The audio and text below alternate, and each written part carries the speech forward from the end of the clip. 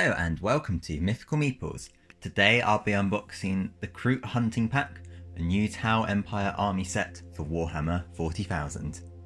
Within the set contains a multitude of new Kroot units, including updated Kroot carnivores. So you can see on the back of the box here, we've got 26 Citadel miniatures, a Kroot Warshaper, a Kroot Flesh Shaper, a Kroot Rider, 3 Kroot Rampagers, and 20 Kroot Carnivores. We've also got Codex Tau Empire and datasheet cards Tau Empire, as well as an assembly guide. So, alien auxiliaries. The expansion of the Tau Empire is driven ever onwards by the armies of the Firecast and the many allied alien forces who fight alongside them, swarm to the furtherance of the greater good. The most ubiquitous of these auxiliaries are the Kroot. These ferociously predatory beings are masters of fieldcraft, cunning ambush, and guerrilla warfare. At range, they employ skirmishing tactics, harassing their foes with volleys of firepower and staying on the move to avoid retaliation. Yet it is up close that the Kroot truly excel, surging into battle with ululating war cries, tearing their enemies limb from limb, and then, if their shapers allow it, feasting upon the carcasses of their fallen foes. So I'm really excited by this box set. The Tau were my first army back when I played 5th edition. I had a mix of carnivores, battle suits, fire warriors, but I had a really big focus on the battle suits. It's nice to see the Kroot finally get a refresh as well. Hopefully this will be the sign of sort of other auxiliaries getting an update, such as the Vespids, and potentially us seeing new ones as well. For now though, let's have a look inside the box. So you can see here even more beautiful artwork with the Kroot.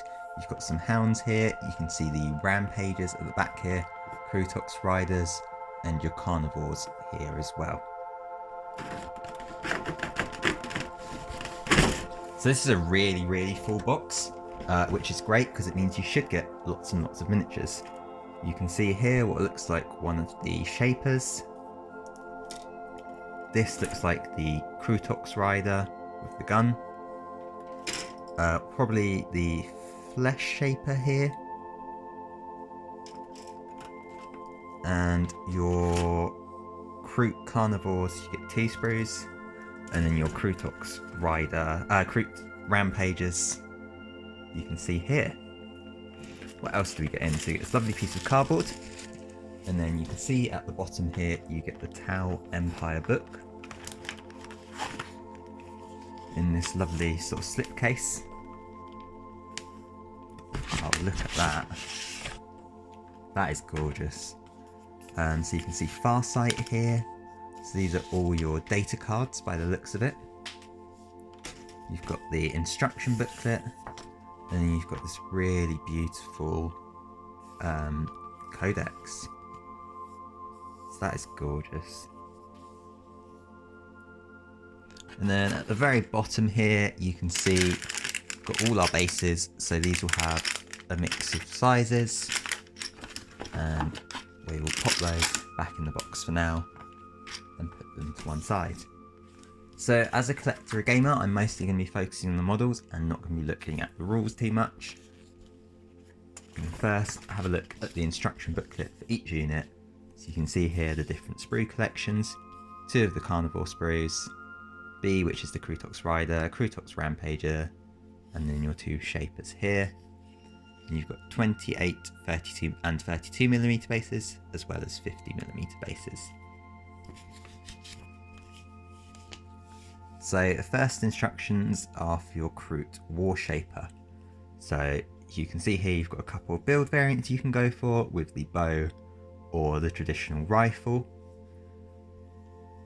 As you can see here, you start by building up the body and the base, followed by your accessories, so either your quiver or gun.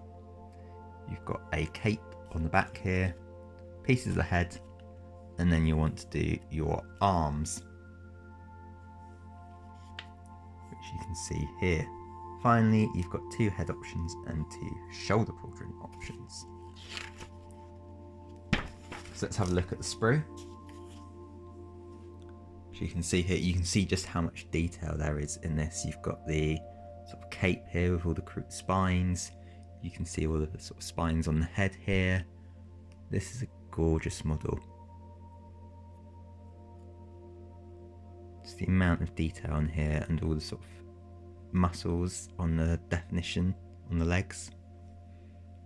Done a fantastic job of this. Even the inside of the cape, you can see the sort of scaly texture of it. So let's have a look for mould lines, and you can see them fairly well on the quiver. So they are there, but they should be quite easy to remove. Yeah, you can see them on the rifle, but there's so few pieces that it should be quite easy to build and clean up, which is nice. Next, we're going to have a look at the flesh shaper. So you can see here, you've got probably fewer parts than the war shaper, body and the back, then your arms, then you've got your gun accessories, you've got your head, which comes in 2 pieces, and finally your final assembly here. So let's have a look at the sprue. So as you saw before, there are definitely fewer pieces. It's a smaller sprue, but you've got the same level of detail. So all the spines here,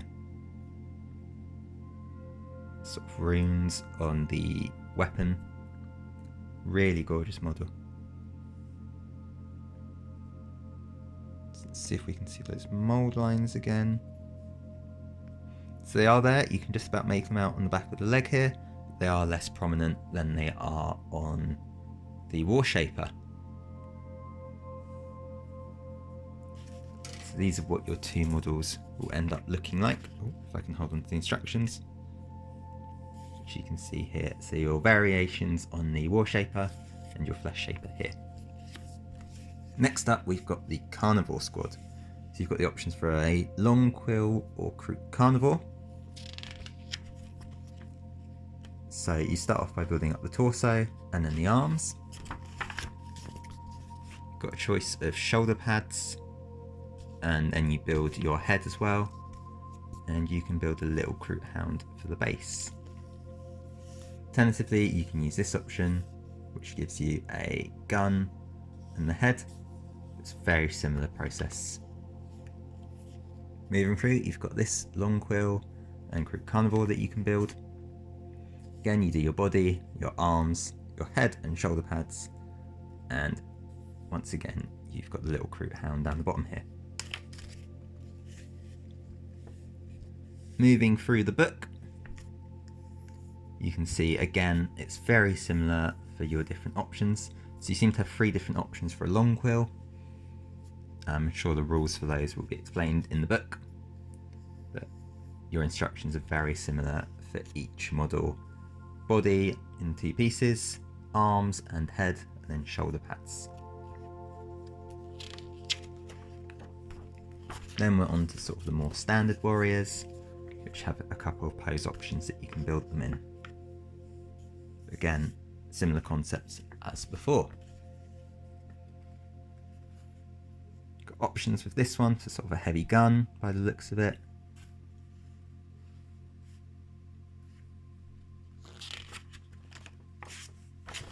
Let's put this down here so that you can see all the different Kroot warriors that you can build. Each of them has 2 poses, and you've got a lot of different options. You'll end up with something similar to this. So let's have a look at the sprue now. So you can see the sprue here. You can see all the different heads, all the guns. They have crammed a lot of detail onto this one sprue. Or 2 sprues, depending how you look at it. You can make out all the muscles in the legs and the arms, the cloth wrappings on the guns, all the quills on the heads.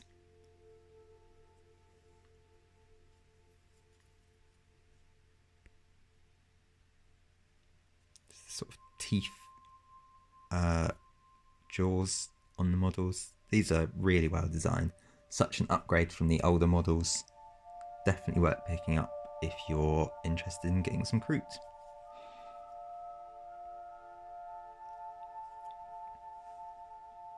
So let's have a look for mould lines. Best place is probably on the bottom of the guns, or side of the guns, and you can see them. It's hard to pick them out. Hard to get a good angle on them, but you can just about make them out.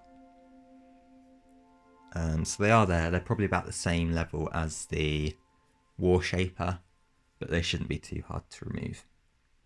Probably the difficult ones, if there are any on the shoulder pads, will be the tricky bits to move, or the smaller accessories. But things on the guns, you just slide your knife along and you'll be fine. So what's next in the instruction book? We've got the Kroot rider.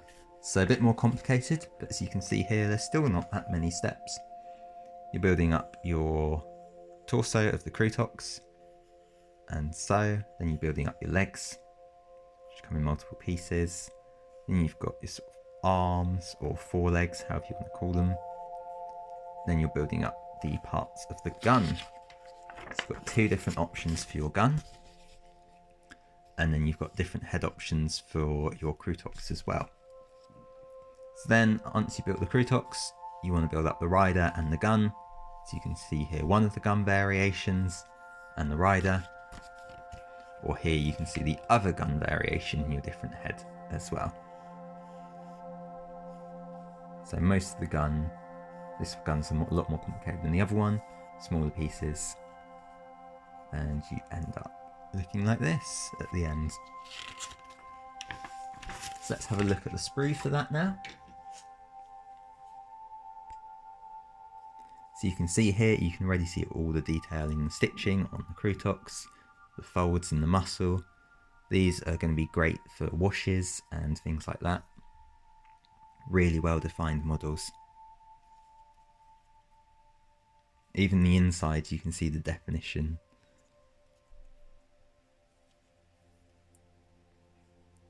Got a few different head variations, which is nice. Allows you to really personalise them if you have more than one. I'm a big fan of this barrel of the gun. It's the sort of iconic Kroot rider, Kroot rider. Really cool looking models. So now we're going to look for the mould lines again. So they're far fewer on these because of how it's made. But you can see them on sort of the weird pieces like here. But obviously you won't get them so much on the flat pieces like this, or like this one, where you've got the backs of the model, or insides of the model. Fine, we move on to the Kroot rampages.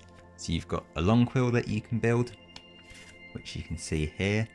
So you start off by building up the body of the Kroot, and again, body, head, back, legs, arms, until you end up here, and then you've got a few options that you can go for. So you build the head of the Kroot, and then you're building up the rider, like so. So torso onto body, then arms, and then your accessories with your head. Then for your normal rampages, you've got a similar process. So you're building up the body of the Kroot, followed by the legs, then the forearms or forelegs, whatever you want to call them, and then you're building up the rider, which is torso, arms, accessories, finally your head. And it's much the same for the last one as well. Got a couple of different options that you can build the weapon. You'll end up with a unit somewhat like this. So let's have a look at the sprue for those now. So you can quite easily make out all the different pieces of the sprue.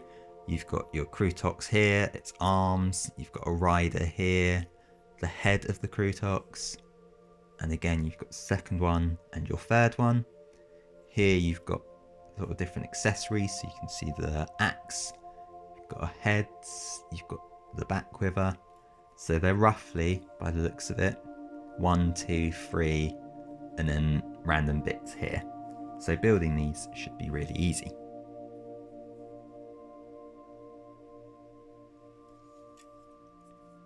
And again, you've got the same level of detail on these as before, all the well-defined muscles of the Kroot, the quills of the Kroot. Really lovely models. So having a quick look for mould lines now. Probably the legs might be a place to see them. Actually, can't make out any on there. Maybe the weapons will be better. Can't really see them on the axe. So let's try the sword over here.